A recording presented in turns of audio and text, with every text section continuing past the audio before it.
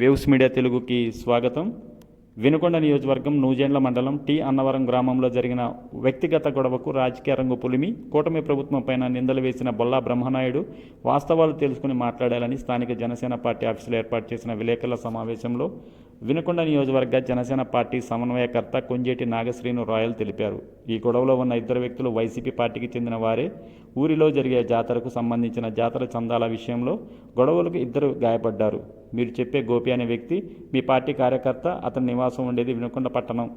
అతను జగన్ రెడ్డి వినుకొండ పర్యటనకు వెళ్ళి వరకు మీతోనే ఉన్నాడు. వారి వ్యక్తిగత గొడవలకు శాసనసభ్యులు చీఫ్ విప్ జీవి ఆంజనేయులపైన మరియు మంత్రివర్యులు నారా లోకేష్ పైన కూటమి ప్రభుత్వమైన వేయటం సిగ్గుచేటు అని అన్నారు. ఈ కార్యక్రమంలో జనసేన పార్టీ శావల్యాపురం మండల అధ్యక్షులు అడపాల అనిల్ కుమార్, వినుకొండ మండల అధ్యక్షులు గండికోట మణికంఠ, సీనియర్ నాయకులు తుమ్మల అనిల్ కుమార్, గణప రమేష్ తదితరులు పాల్గొన్నారు.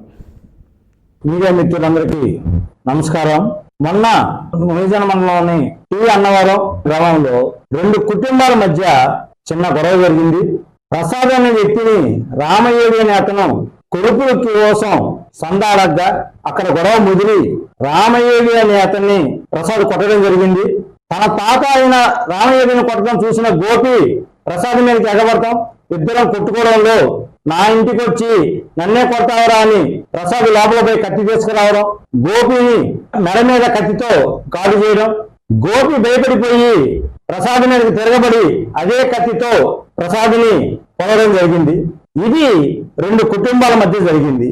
ఈ పొడిచిన వీళ్ళు ఆరోపిస్తున్న గోపీనాథను అన్నవరం గ్రామం కాదు, ఇతను వినుకొండలో పెద్ద బోరింగ్ సెంటర్ లో ఉంటాడు.